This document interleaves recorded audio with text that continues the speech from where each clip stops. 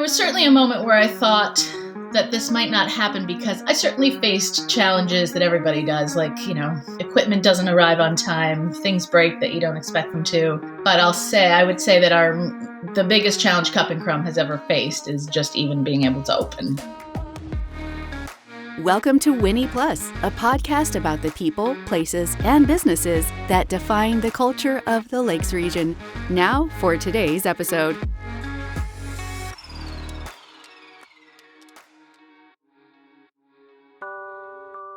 So, how does someone go from assistant principal to opening up a coffee shop? Well, the answer isn't necessarily simple, but sometimes you just discover a missing link in your town. A place where a community can go that's inviting, cozy, with some warm beverages to top it off. Working as a teacher and assistant principal in Moultonborough was nothing but great. I wasn't ready to leave that because I thought, I just can't do that here anymore. This community has built not only its elementary school, but its high school and runs its own school district in, a town that has maybe at its height when I was at the high school, maybe 6,000 or 8,000 people year round that live here. So it's a town that really believes in education, and it was a great time to be at Moultonborough Academy. We hadn't sort of reached that point where we were worried about losing kids yet. And it was pre-COVID, obviously, so we didn't have people moving in droves. So it was nice. It was loved getting to know the kids, working with their families here in town. And so what was nice about deciding to open a business here in town is that I sort of had that superpower background. People always ask you, what's your superpower if you're opening a business? And I used to think probably, it's been a few years now, but I, at the time, had such a great knowledge of who was in town, sort of employee resources, who was around, and people I could tap to get going with that. Yeah, and so when you were leaving, did you know that this was going to be your next step? Yes, I was either, when I was leaving the academy, I was either going to find myself another position in education, but just in a different town, just a different vibe, get out of Dodge for a little bit, or start a business. And so when I did decide to leave the academy, it was with the express reason to get started with Cup Crumb. So Kim went ahead and launched Cup Crumb, a small coffee shop and bakery in town. But before she could even unlock the door and turn on the lights, she was faced with a handful of challenges and challengers. So opening a small business, I anticipated would incur some challenges. My husband is a small business owner himself at the time. He's since retired, but so I did know about some of the challenges of owning a small business. I could not have been prepared for the challenges that we actually faced when we opened, in that we didn't start operating Cup Crumb until 4.5, maybe 5 years after I left my assistant principal job. Our original location was on a corner of Route 109 and Old Route 109 here in Moultonborough, in a small building that had been abandoned for numbers of years, which we decided we would fix up and open up a coffee shop in. Quite a small building. Our ambitions were never to be huge. It was going to be perfect, a tiny little shop, get a cup of coffee and a muffin, and be on your way. We faced probably at least 3.5 years of battling with the town, but also private citizens who fought with us about zoning, fought with us whether or not we could open. I think probably underestimated me a little bit with the amount of time that I had. I just left a job. I had all day to figure this out. So we had a lot of challenges to open. So by the time we had opened, it felt like we should have hopefully gotten over the major hurdles of opening a business. And so once we had sort of cleared that and could be on our way with construction and opening, I certainly faced challenges that everybody does, like, equipment doesn't arrive on time, things break that you don't expect them to. But I would say that the biggest challenge Cup Crumb has ever faced is just even being able to open here in town. Was there like a moment where you thought that this might not happen? There was certainly a moment where I thought that this might not happen because I would just say, you know what, it's not even worth it. There were always answers. I always felt we were in the right. The building we had purchased and were fixing up was zoned correctly. Could have been an ice cream shop if we had decided to just change our minds and open an ice cream shop. We could have opened that the next day without any arguments.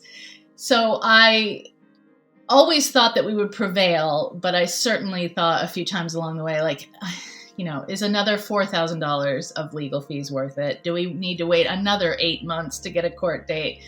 It was not anything I could have anticipated, and probably, if I were in my right mind, should have given up on after a few months. But, like I said, that was what we had planned to do, and I was ready to do it, and I thought I was correct. So, why do you think people have that connection in the morning to a cup of coffee or a latte or a certain, I feel like a lot of people have a routine when it comes to morning to get yourself started. So why do you think people have those routines, and why do you think it's important? Part of starting a lot of people's day really has to do with a ritual. And it is that routine of getting up, making a pot of coffee, making your toast, whatever it is that your ritual is at home. And I think Cup Crumb, it's funny, we have sort of different day parts at Cup Crumb. We open at 7 in the morning. We used to open at 6:30, and then the school changed their hours to start a little later. And we found that 7 a.m. was the better time now. But 7 a.m. until probably about 8, there's fewer people coming in to sit. We certainly have a regular group of breakfast who sit down every day and chat with each other, but it's part of that ritual. You get in the car, you get to Cup Crumb, you smell it when you walk in, the coffee's brewing, we've been in for a while, we've got things warm for you, and it's sort of a comforting, grounding situation to start your day. You know what to expect, you know who's going to be there for the most part, our staff doesn't turn over super quickly. We know your drink order if you're a regular. We may not know your name, and that's nothing personal, but we will say things to each other behind the counter like, hey, we haven't seen oat milk latte for a couple of days. Do you think they're okay? Did anybody mention anything? And they'll say, oh yeah, they mentioned they're going on vacation. It's okay, they'll be back in a week. But, you'll walk in, we'll know your order. We'll have probably started it if we saw your car driving up in the parking lot.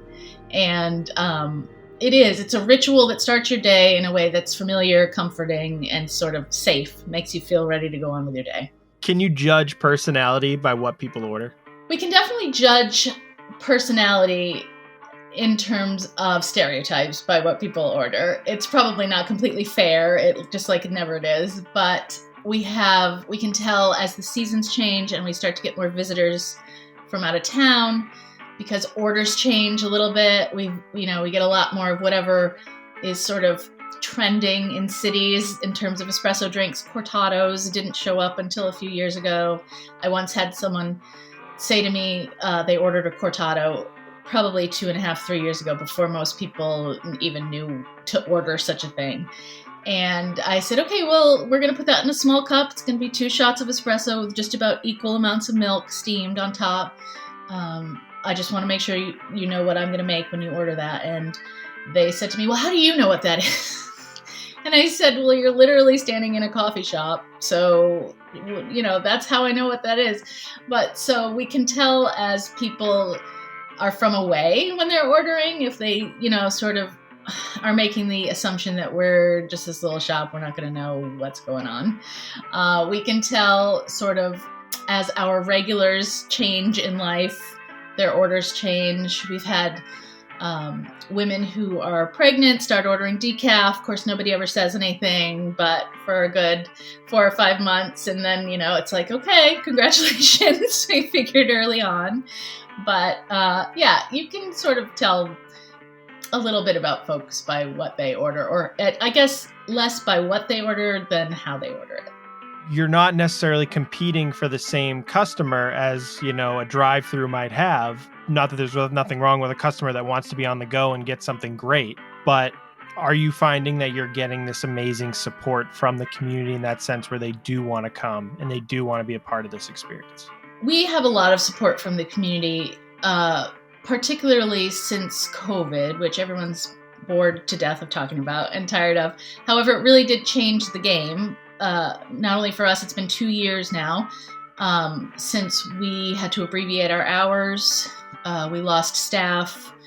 We, have just one baker at this point, and we're only open 5 hours a day, only offering breakfast. But when we closed for a month, we had community members calling to order gift cards to make sure we were going to reopen. When we reopened, it was a big deal because, of course, we had all sort of closed down in a panic, and to see people again was a big deal for people to come in. We also tried to do it really safely and make everyone feel comfortable the way we did it. And we, could not even, we've since moved from our little building that we fought so hard for, and we were there for just a few years and then moved into a bigger space that we're in now, just down the street. But even in that little building, we had started having some regulars that come in every morning, and they moved with us to the new building. We've had regulars build us tables for outside so they could sit outside during COVID. And yeah, we have a tremendous amount of community, which I think is actually part of that lifestyle of a coffee shop or a spot in town. And so when you say, that was kind of missing when I decided to open Cup and Crumb, you could go to Dunkin' Donuts and sit with a friend, but it's sort of bright in there and cold and not as sort of community or welcoming. And so it's all, what comes first? Is there already a community? Of course there was. But when Cup and Crumb opened, it sort of brought the people out that were sort of craving that place to make that community. So yeah, we have a lot of support. And I certainly drive through Dunkin' Donuts sometimes when I need to quickly get a cup of coffee going somewhere. I've not become a complete coffee snob. But I think places like Cup and Crumb fill a void where there's a different part of your day that needs something different than that. So if you were to take coffee, a tea, scone, somewhere in the Lakes region to enjoy in the morning, where would you go? If I were to take a oat milk latte with 1 pump of vanilla and a piece of crumb cake from Cup and Crumb anywhere in the Lakes region to enjoy, I think I would probably, this is maybe kind of cheating on the question, but I think I would want to take it in my boat during one of the steamboat parades that happen here in Moultonborough, and have that wrapped up, go out, find a good spot to anchor, and watch them go by in the morning. Several years ago, a friend brought me over to Cup and Crumb before we went out on his boat.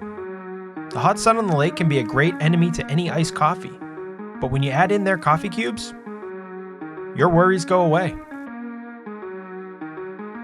This episode is over, but please visit WinniPlus.com for more adventure. WinniPlus, the #1 way to explore the Lakes region.